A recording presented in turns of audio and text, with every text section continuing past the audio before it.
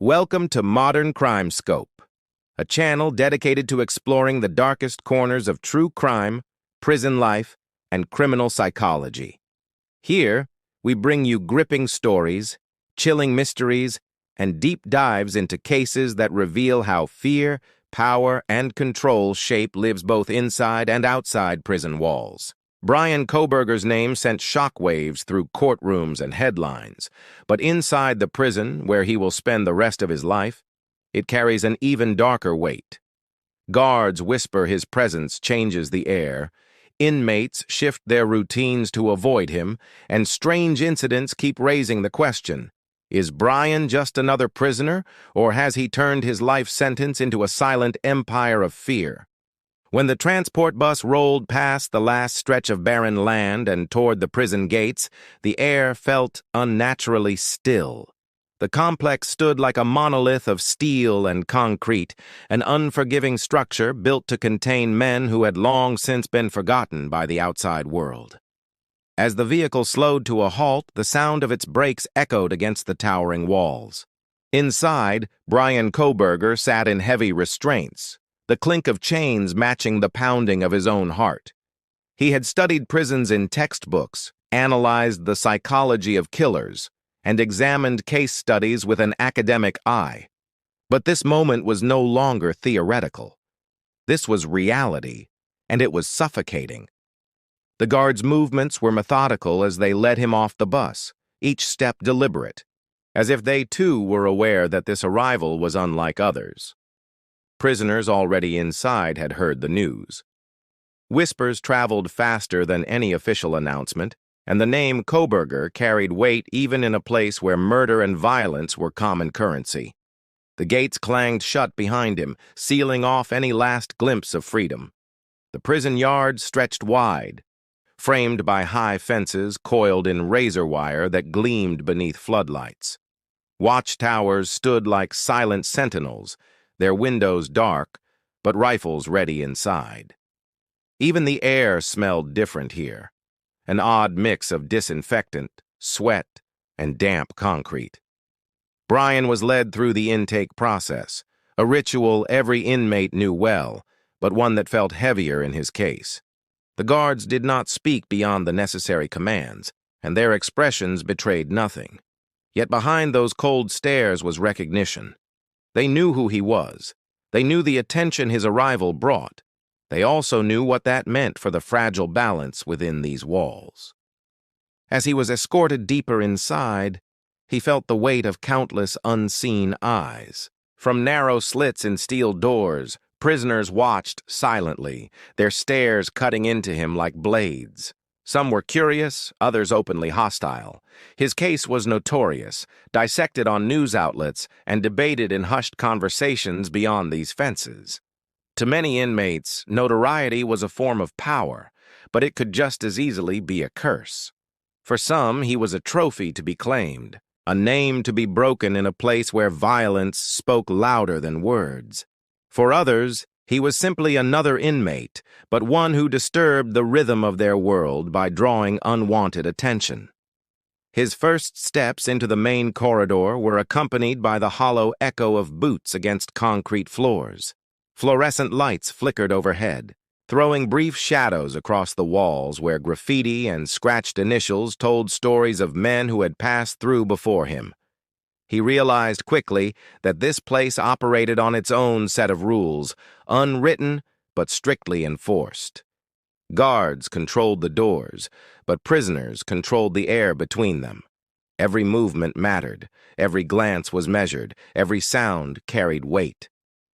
When the door to his new block opened, the noise inside hit like a wave. Shouts, laughter, the metallic rhythm of bars rattling. As he walked through, silence spread briefly, rippling outward as men noticed the new arrival. He was no longer Bryan Kohberger, the student, the researcher, or the accused.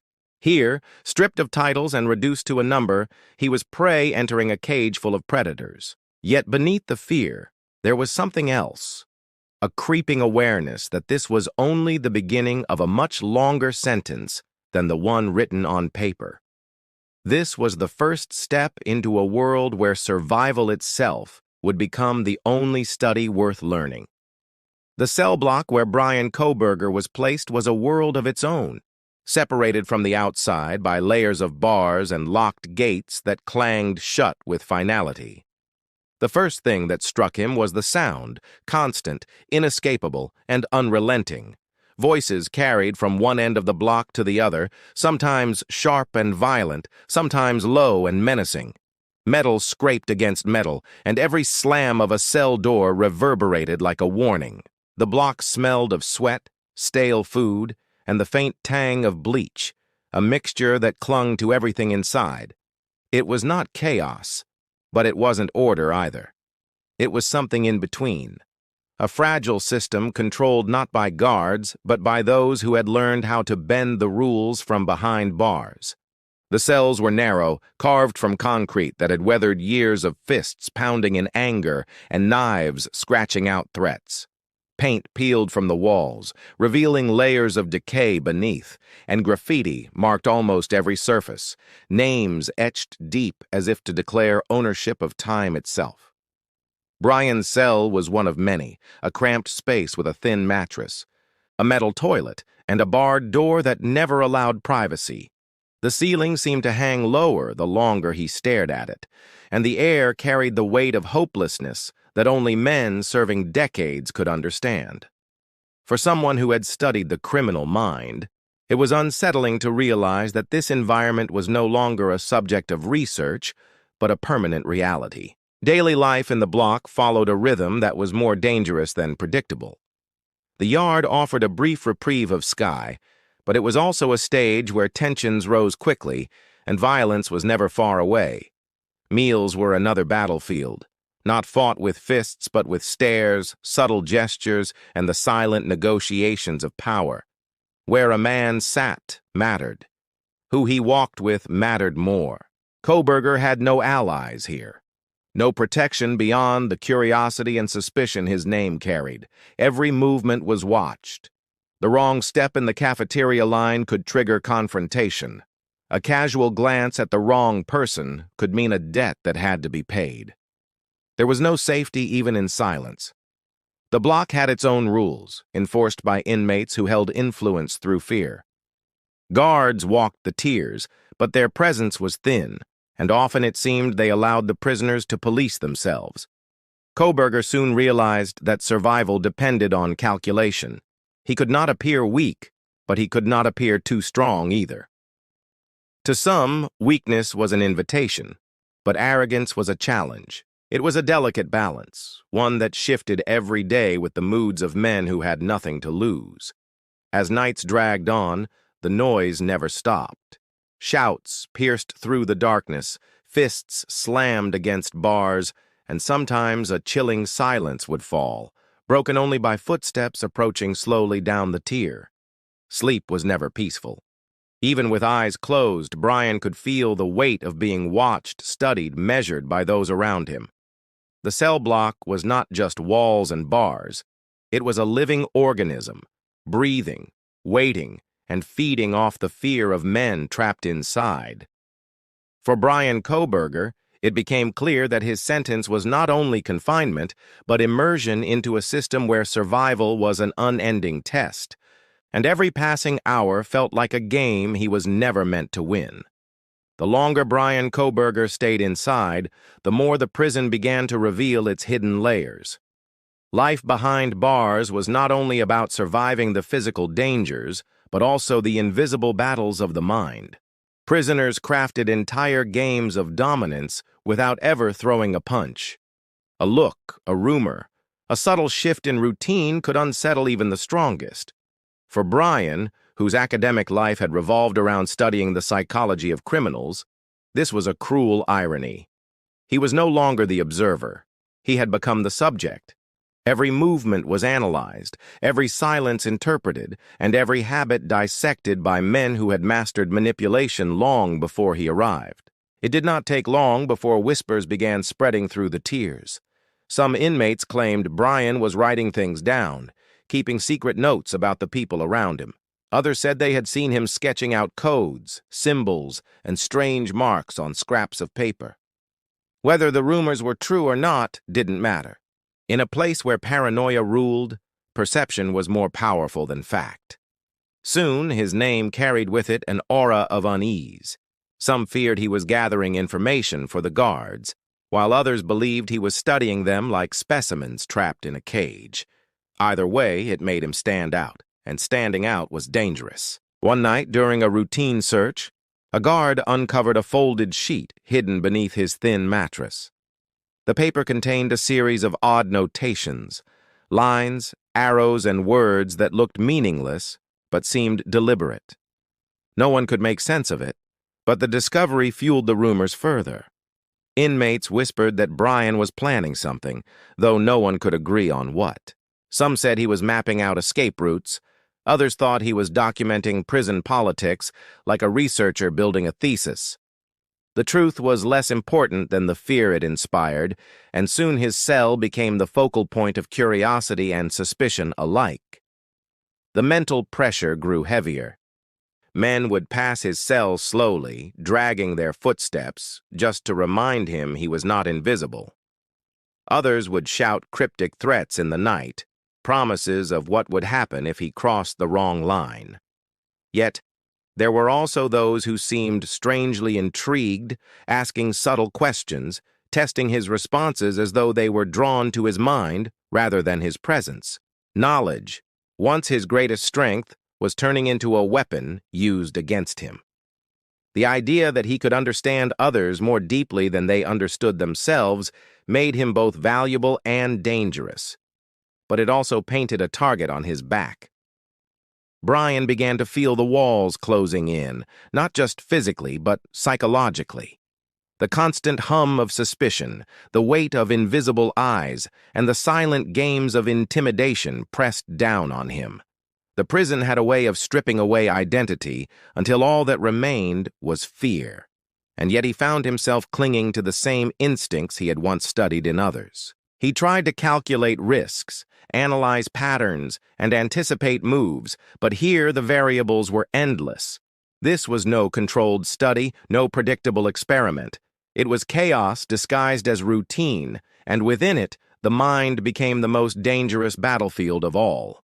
Despite the layers of security and constant surveillance, the prison walls seemed thinner than ever. For decades, officials believed that barbed wire, cameras, and guards were enough to contain anyone. Yet Bryan's presence challenged that belief in subtle but powerful ways. The prison was designed to break men down, to strip them of control. But instead, it appeared to have given him a new stage. He had learned the rhythm of the place, the meal schedules, the guard rotations, the blind spots where cameras failed to reach, and used that knowledge to his advantage. His movements were ordinary enough to avoid suspicion, but the results of his careful observations were impossible to ignore. The first sign came when a set of confidential reports went missing from the administrative wing. These files contained sensitive information about inmates, including medical details and disciplinary histories. When the reports were eventually recovered in a storage closet, there was no proof linking them to him. Yet, strangely, the inmates whose files had gone missing were the same ones seen whispering nervously in the yard days later. It was as if someone had gained leverage over them, and the timing was too precise to be coincidence. Guards began to suspect that someone inside the prison was gathering information not for escape, but for control. What made the situation even more alarming was how effortlessly fear spread. In a place where survival depended on toughness, whispers about Bryan's possible reach were enough to make hardened criminals shift their routines.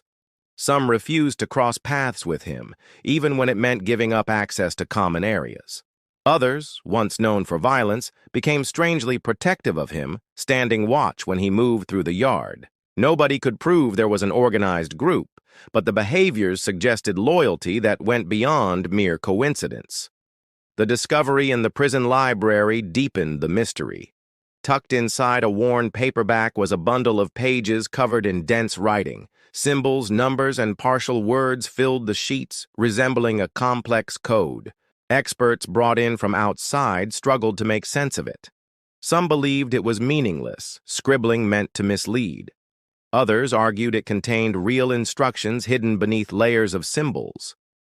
What unsettled officials most was the possibility that these codes tracked guard schedules, inmate transfers, or even communications beyond the walls. Once again, no direct evidence tied the pages to Bryan, yet he was the only inmate known to have checked out that book in weeks.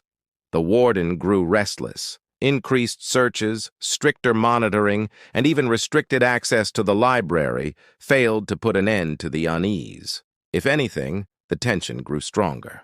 Guards reported finding small pieces of paper hidden under mattresses and inside food trays, each covered with cryptic marks that resembled the discovered codes.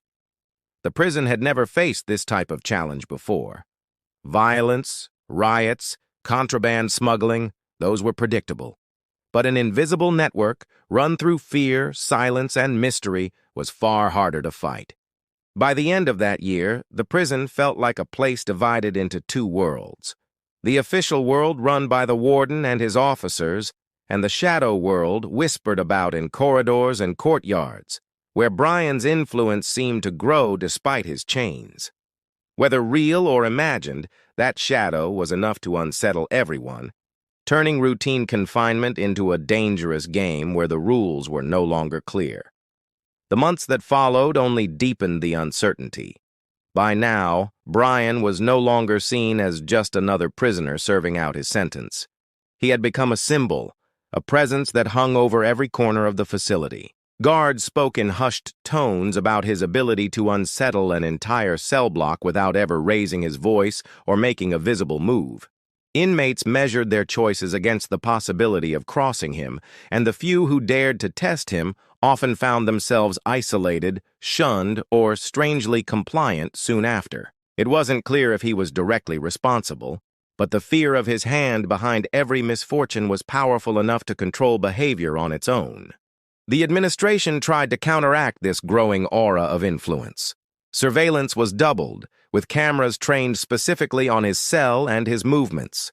His visitors were restricted to the bare minimum, and even his reading materials were screened with unusual scrutiny.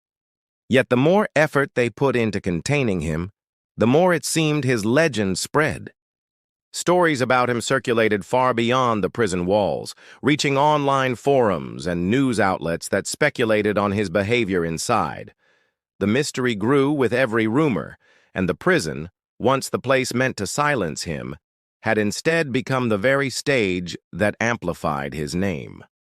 Strange incidents only added to the sense that something larger was unfolding.